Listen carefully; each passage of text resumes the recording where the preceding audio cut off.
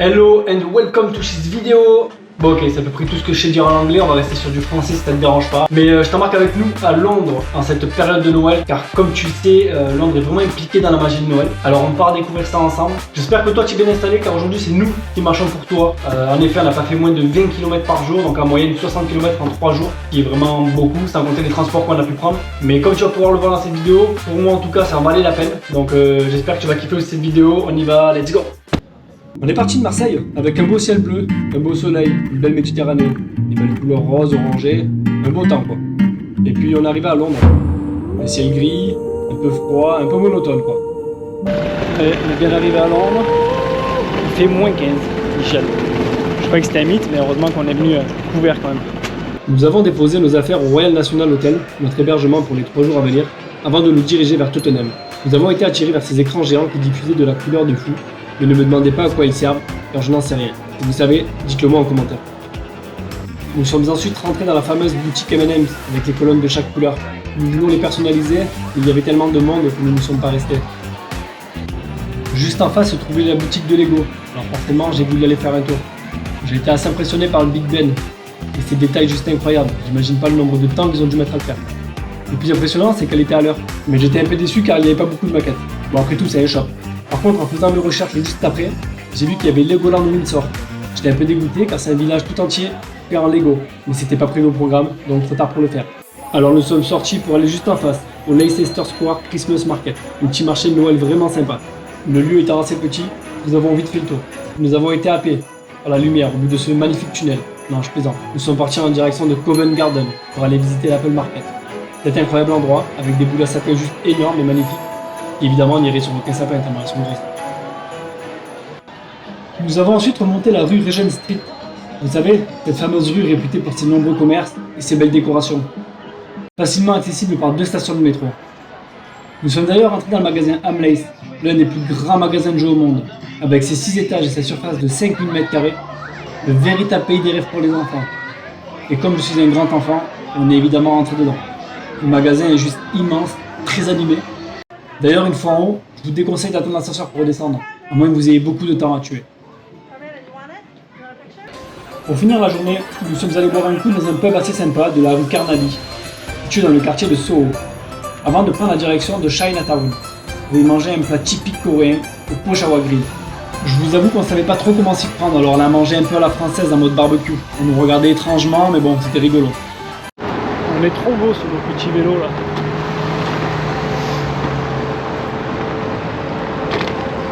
C'est bien plus simple en fait de balader en vélo qu'à pied, c'est trop long. Et voilà, on vient d'arriver, on a pris nos petits vélos là. Et on est arrivé au Tower Bridge. Inutile de vous le présenter, le fameux Tower Bridge, qui fut pendant un temps le plus sophistiqué des ponts basculants jamais construits. Et donc un pont très célèbre dans le monde entier. Nous y sommes allés 2 jours, mais je vous conseille plutôt de le faire de nuit. Il me paraît encore bien plus joli. Puis nous avons longé la Tamise en direction de Westminster Palace, avec son fameux Big Ben, il faut le dire, est assez impressionnant. Et en plus de ça, il donne l'heure. Incroyable, n'est-ce pas? Il offre une superbe vue à la grande roue London Eye. Je sais pas si on prononce comme ça, mais bref, vous avez compris. Pour changer du paysage urbain, nous nous sommes dirigés vers St. James Park, avec son lac et ses 2 petites îles nommées l'île aux canards, plutôt Duck Island. Parce que oui, on est à Londres, je vous dois faire un effort. Mais bref, on a vite compris pourquoi. On a vite été envahi par une horde de canards. C'est mignon de loin, mais c'est vrai que ça peut faire un peu flipper quand même.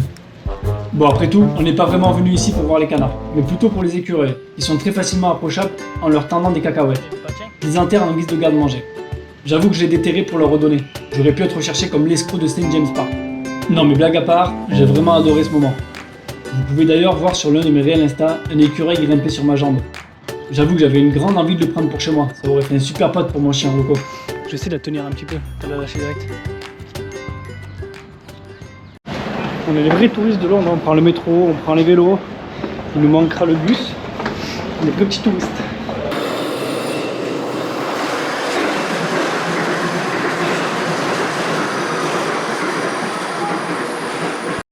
Nous avons pris le métro pour rejoindre Camden Market, la 4e attraction la plus populaire de Londres qui attire environ 250 000 personnes, pas chaque année, mais bien chaque semaine. Vous y trouverez des stands comprenant de l'artisanat, des vêtements, du bric-à-brac, mais aussi de la restauration rapide, de plusieurs pays différents. Nous avons décidé de manger pakistanais. Un peu plus loin, dans le même quartier, vous pouvez aussi tomber sur ce genre de magasin vraiment très spécial, le Cyberdog. Au premier abord, vous pourriez rentrer dans une salle de jeu ou une salle d'arcade avec des robots de partout, beaucoup de lumière de toutes les couleurs, enfin bref. Et puis, en m'enfonçant un peu dans le magasin, je me croyais en boîte de nuit, avec une musique super forte, des couleurs fluorescentes de partout. J'étais même à 2 doigts de demander une petite vodka Red Bull pour te dire. Et puis on a continué, on est tombé sur des articles un peu plus, comment dire, moins 18 quoi. Je vous fais pas une dessin, n'y allez pas avec vos enfants, disons que c'était un magasin pas comme les autres. On est à Camden Market, par contre il est 16h10 et il fait déjà nuit quoi, c'est abusé. La nuit elle tombe super vite. On a fini la journée à l'immanquable parc Winter Wonderland, qui ouvre ses portes entre mi-novembre jusqu'à début janvier, et qui accueille chaque année pas moins de 3 millions de visiteurs. Nous avons visité The Magical Ice Kingdom. Je sais pas combien il fait, mais il fait très froid. C'est tout en glace, c'est trop beau.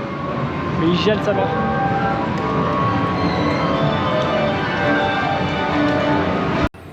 Bon alors oui, évidemment il faisait froid, mais dans le cas inverse, il n'y aurait pas toutes ces magnifiques sculptures sur glace, mais plutôt une grande piscine. En vrai, c'est très joli, mais on a quand même vite fait le tour. Alors je ne saurais pas trop vous conseiller de le faire ou non. C'est joli à voir, mais est-ce que ça vaut le coup? C'est à vous de voir.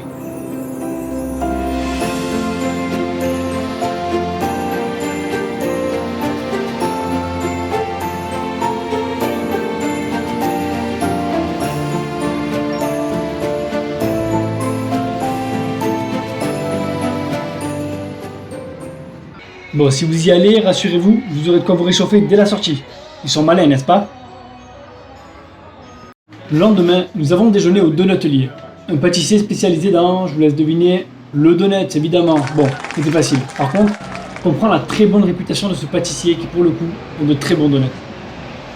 Bon, je vous rassure, on n'a pas coursé le donut qui s'est échappé de la vitrine.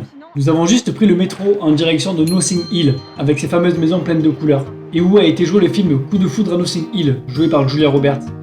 Je suis pas sûr de l'avoir vu, puis entre nous, je crois que c'est un film de filles. Nous nous sommes baladés et visité quelques boutiques avant de nous diriger vers Borough Market, qui est un des plus grands marchés alimentaires dans le monde et un des plus vieux de Londres, dans lequel vous trouverez des plats de toutes les nationalités. Pour finir notre journée et clôturer notre séjour, ma chérie m'a fait une surprise en nous réservant 2 places à l'Afternoon Tea Bus Tour. Il s'agit d'un bus décoré à thème dans lequel vous buvez du thé, mangez un morceau et faites le tour de Londres pendant 1h30, 2 heures.